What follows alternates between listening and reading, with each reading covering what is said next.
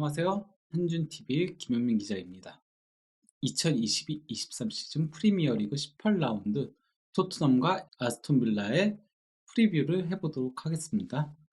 토트넘과 아스톤빌라의 프리미어리그 18라운드 경기는 한국 시간 2023년 1월 1일 밤 11시에 토트넘 홈구장에서 있을 예정이고요. 일단 그 양 팀의 결장자 명단을 조금 살펴보도록 하겠습니다. 토트넘은 히샬리송 선수가 부상 중에 있고요. 또 스펜스는 독감으로 출전 가능성이 어느 정도는 있다라고 보이지만은 뭐 그래도 스펜스 같은 경우는 콘테 감독이 중용하지 않고 있기 때문에 선발 출전할 가능성은 그다지 높아 보이진 않고요. 로메로 같은 경우는 아르헨티나 대표팀이 월드컵 우승을 하면서 아르헨티나에 있다가 이제 복귀해가지고 팀 훈련까지 소화한 상태입니다. 루카스 모우라가 이제 부상으로 출전이 불가능한 상태이고요. 또 이제 벤탄쿠르 역시도 콘테 감독이 30일 기자회견에서 적어도 빌라전은 뛰지 못할 것이라고 얘기를 했습니다. 그렇기 때문에 주전급 중에서는 히샬리송과 벤탄쿠르가 결장할 것이라고 보면 되겠죠. 이제 그 빌라 같은 경우는 유스 출신의 이번 시즌 상당히 좋은 활약을 펼치고 있는 미드필더인 제이콥 렌지가 여전히 부상으로 결장 중에 있고요. 에밀리아노 마르티네스는 로메로와 마찬가지로 이제 뭐 아르헨티나에 가가지고 이제 퍼레이드하고 그랬다가 이제 복귀를 한 상태입니다. 그리고 이제 디에고 칼로스 이번 여름에 그 에스턴 빌라가 상당히 야심차게 영입했으나 시즌 초반에 장기 부상으로 결장 중에 있죠. 그래서 그 후스코드에서 예상한 선발 라인업을 보면요. 일단 최전방에 해리케인 그리고 손흥민과 쿨루세스키가 이 선에서 공격 지원에 나설 예정이고요. 페리시치와 도어티가 좌우 윙백 그리고 호이비에르의 파트너로 스킵을 예상을 했습니다. 아무래도 지난 경기에서 비수마가 상당히 부진한 모습을 보였기 때문에 이렇게 예상을 했다라고 보이고요. 그리고 이제 백스리를 다이어를 중심으로 해가지고 벤 데이비스하고 로메로가 설 것으로 예상을 했습니다. 그리고 골키퍼는 요리스가 선발로 나올 것이라고 예상을 했고요.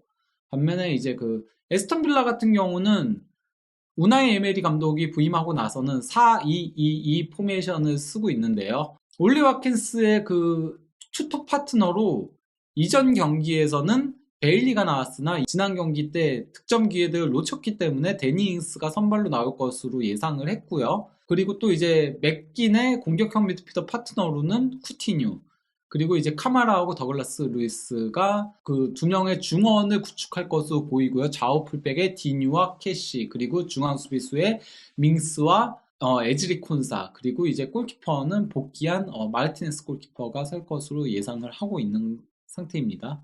토트넘 같은 경우는 최근에 선제골 실점이 상당히 발목을 붙잡고 있죠. 일단 프리미어 리그에서 6경기 연속 선제골을 실점을 한 상태인데요. 이게 그 2014년 4월에 팀 샤우드 감독이 맡았을 때 그때 6경기 연속 프리미어리그에서 선제골을 실점한 이후 처음 있는 기록이라고 하고요. 8년 만에 처음 있는 일인 거죠. 거기다가 공식 대회로 따지고 보더라도 9경기 연속 선제골 실점을 하고 있습니다. 그러면서 최근 9경기 3승 2무 4패에 부진에 빠진 상태죠. 물론 선제골을 실점하고도 3승 2무로 올린 것만 놓고 보면은 위기에서 그래도 어떻게든 꾸역꾸역 버텨나갔다라고 얘기할 수 있겠지만은 일단은 끌려다니면서 경기를 한다는 것 자체가 그다지 토트넘 입장에서는 좋은 징조는 아니라고 할 수 있겠죠. 먼저 실점을 하는 경우들이 많은 게 크게 두 가지로 분석을 할 수 있는 거거든요. 첫 번째는 일단 뭐 전반기 같은 경우는 쿨루세스키가 많이 부상으로 결장을 했었습니다. 그러다 보니까 쿨루세스키가 없을 때 골을 넣는데 조금 문제를 드러내다가 그러다가 이제 쿨루세스키가 교체 투입되면서 그러면서 이제 뒤집었던 경기들이 있었던 거고요. 최근에 6경기 연속 선제골을 실점하는 데에는 로메로의 공백이 컸다라고 할 수 있겠죠. 실제로 토트넘이 그 로메로가 선발 출전이 아닌 9경기에서 14실점을 허용하면서 로메로가 없을 때 수비가 상당히 흔들린다는 것을 여실히 드러내고 있습니다. 특히 그 최근 프리미어리그 6경기 연속 선제골 실점했던 것 중에 5경기가 바로 로메로가 결장을 했던 거였죠. 즉 토트넘은 그 베스트 11 같은 경우는 지난해 1월에 이제 벤탄쿠르하고 클룹세스키를 영입하면서 어느 정도 완성이 됐어요. 케인과 이제 손흥민에 더해서 쿨루세스키가 공격진을 조금 완성시켜줬고 호이비에르의 파트너로 벤탄쿠르가 자리를 잡았고 그러면서 전체적으로 완성된 느낌이었으나 베스트 11과 그 외 선수들의 격차가 크다는 거죠. 그러다 보니까 쿨루세스키가 없었을 때는 공격에서 조금 문제를 드러냈었고 반면 이제 로메로가 부상일 때는 수비에서 문제를 드러낸다라고 할 수 있겠죠. 여름에 영입한 페리시치, 히샬리송, 그리고 비수마, 랑글레, 물론 뭐 랑글레는 어느 정도는 해주고 있다라고 하지만요. 스펜스, 포스터 이런 선수들이 기대 이하의 모습을 보여주고 있는 게 토트넘이 이번 시즌에 성적을 더 끌어올리지 못하는 원인으로 작용하고 있다라고 할 수 있겠습니다. 반면 이제 빌라 같은 경우는 에메리 감독이 부임하고 나서 첫 두 경기에서 맨유하고 브라이턴이하는 난적들에게 승리하면서 기세를 살렸는데 지난 리버풀하고의 경기에서는 1대3으로 패하면서 조금 연승행진에 제동이 걸린 상태인데요. 하지만 그럼에도 경기 내용 자체는 리버풀전에도 좋았어요. 이게 그 공격 시퀀스 관여 그래프인 건데요. 보시면 아시겠지만 빌라의 그 더글라스 루이스와 맥긴이 가장 많은 공격 관여 1, 2위를 기록을 하고 있고요. 3위가 리버풀 에이스 살라고요. 그 다음에 다시 이제 4, 5위가 빌라 공격수인 올리 와킨스와 왼쪽 풀백인 디뉴. 상위 10명 중에 6명이 빌라 선수로 구성되어 있을 정도로 빌라가 상당히 경기 내용적인 측면에서는 리버풀 상대로도 좋은 모습을 보여줬다라고 할 수 있겠습니다. 에메리 감독이 부임하면서 그래도 팀의 공격을 만들어가는 과정들이 상당히 깔끔하게 이루어지고 있다는 걸 보여주는 지표라고 할 수 있겠죠. 기대 득점도 1.44골로 리버풀 상대로 상당히 준수한 수치를 기록을 했고요. 즉 그 최근의 기세나 경기력만 놓고 보면은 토트넘보다 빌라가 더 낫다라고 할 수 있겠는데요. 그래도 이제 토트넘이 빌라 상대로 비빌 수 있는 부분이 있습니다. 토트넘이 유난히 그 빌라한테 강하거든요. 최근 10경기에서 8승 2패로 압도적인 승률을 자랑하고 있습니다. 여기에는 이제 케인과 손흥민 둘의 역할이 상당히 컸는데요. 케인이 빌라 상대로 7골로 맞대결 득점에서는 가장 많은 골을 넣고 있고요. 손흥민이 6골로 그 뒤를 따르고 있습니다. 지난 시즌에도 두 번의 맞대결에서 전부 다 승리를 거두었죠. 근데 이제 그 케인 같은 경우는 손흥민 선수보다는 더 많은 11경기에 출전해가지고 7골을 넣고 있는데요. 근데 이제 그 마지막 골을 넣은 게 2020-21 시즌 전반기였습니다. 그러고 나서 이제 3경기 연속 빌라 상대로 골을 넣지 못하고 있죠. 그러니까 처음에 조금 몰아넣었다가 최근에는 빌라 상대로 골을 넣지 못하고 있다라고 할 수 있겠습니다. 반면에 이제 손흥민 선수 같은 경우는 케인보다는 더 적은 5경기에 출전해가지고 6골 1도움을 기록하고 있습니다. 특히 그 지난 시즌에 전반기 맞대결에선 도움을 올렸고 그리고 이제 후반기 맞대결에선 해트트릭을 기록하면서 4대0 대승을 견인을 했었는데요. 거기다가 뭐 FA컵까지 하면은 5경기에서 6골을 넣으면서 도리어 경기 수 대비 그리고 또 이제 최근 기세 이런 것들을 놓고 보면은 손흥민이 진정한 빌라 킬러라고 할 수 있겠죠. 즉 이번 경기 토트넘이 빌라한테 승리를 하려면은 손흥민의 역할이 중요하다라고 할 수 있겠습니다.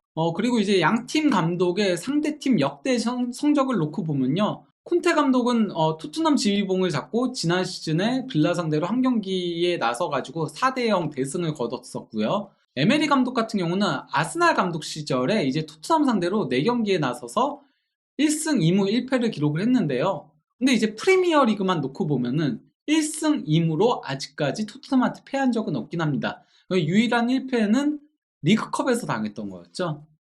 토트넘과 그 빌라의 승부 예측과 관련해서는 스카이 스포츠의 루이스 존스 같은 경우는 뭐라고 했냐면요. 최근 빌라의 경기력과 토트넘의 경기력을 비교하면서 빌라가 2대1로 승리할 것이라고 예상을 했고요. 반면에 이제 그 BBC 크리스 서튼 같은 경우는 뭐라고 했냐면요. 토트넘의 경기력 기복이 너무 심하기 때문에 예상 불가능하다 하면서 2대2 무승부를 예상을 했습니다.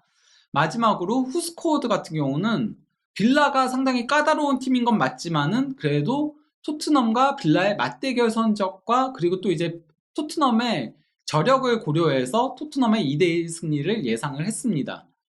베팅 업세들 같은 경우는 아무래도 토트넘이 4위 그리고 에스턴 빌라가 12위로 순위 자체가 차이가 크게 나기 때문에 거기다가 또 이제 토트넘 홈민점 등을 고려해가지고 토트넘에 1.7을 배당을 했거든요. 이거는 그러니까 상당히 토트넘 승리 가능성을 높게 점쳤다라고 할 수 있겠습니다. 그리고 이제 무승부와 에스턴 빌라의 승리 가능성은 약간 엇비슷하게 나온 상태라고 할 수 있겠죠. 하지만은 그래도 기본적으로는 토트넘 승리 가능성을 상당히 높게 쳤고요. 거기다가 이제 그 선제골을 넣을 선수로는 해리케인을 가장 높게 받고 그 다음으로 손흥민 선수를 받습니다. 아무래도 이 두 선수가 빌라 상대로 유난히 강한 면모를 과시했기 때문에 이렇게 배당이 주어졌다고 할 수 있겠습니다. 근데 이제 토트넘은 더 이상 물러설 곳이 없어졌습니다. 리버풀이 그 31일 새벽에 있었던 레스터 시티하고의 경기에서 2대1 역전승을 거뒀거든요. 물론 뭐 경기 내용은 그렇게 좋지 못했지만은 상대 수비수인 파이스가 두 골이나 자책골을 넣어준 덕에 2대1로 승리하면서 4연승을 달렸습니다. 4연승을 달리면서 토트넘과의 승점 차를 2점으로 좁히는 데 성공을 했고요. 그리고 이제 맨유도 한 경기를 덜 치른 상태에서 토트넘과 승점 1점 차밖에 나지 않는 상태거든요. 거기다가 이제 토트넘은 울버햄튼하고 원정 경기를 칠 예정입니다. 울버햄튼은 현재 그 강등권인 18위에 위치하고 있죠. 그러다 보니까 토트넘이 이번 빌라전에 승리하지 못하고 맨유가 울버햄튼 원정에서 승리한다면은 그러면 순위가 바뀌게 되는 거죠. 그것도 맨유가 한 경기를 덜 치른 상태에서. 즉 토트넘이 4위 자리를 고수하기 위해서는 이번 경기 무조건 승리가 필요하다라고 할 수 있겠는데요. 그러기 위해선 이제 손흥민 선수의 공격 포인트가 터져줄 필요성이 있습니다. 이번 시즌 그 토트넘 같은 경우는 손흥민 선수가 공격 포인트를 올린 4경기에서 모두 다 승리를 거뒀습니다. 사우스햄튼하고의 개막전에서도 4대1로 승리를 했었고요. 레스터 시티전 2경기 패할 뻔했으나 손흥민 선수가 해트트릭 기록하면서 6대2 대승을 거뒀었고요. 브라이튼전도 손흥민 선수의 골에 힘입어서 1대0으로 승리를 했었고요. 무엇보다도 이제 프랑크푸르트하고의 챔피언스리그 경기에서 이 경기 거의 지는 경기였는데 손흥민 선수가 멀티골을 넣으면서 3대2 역전승을 거뒀었죠. 이런 점을 고려하면은 손흥민 선수가 현재 그 7경기 연속 공격 포인트를 올리지 못하고 있는 상태인데요. 물론 뭐 이게 팀 동료들이 지원해주지 못한 것도 있고 또 손흥민 선수의 부상도 있고 했었지만은 이제는 더 이상 물러설 곳이 없게 됐다라고 할 수 있겠습니다. 현재 그 손흥민 선수가 7경기 연속 공격 포인트가 없거든요. 물론 뭐 그 부상 후 빠진 기간이 있다라고 하더라도 그러하기 때문에 이번 경기에서는 빌라 킬러라고 할 수 있는 손흥민 선수가 골을 넣어주길 기대해 보겠습니다. 2023년 새해에 국내 축구 팬들한테 선물을 해주길 기대해 보겠습니다.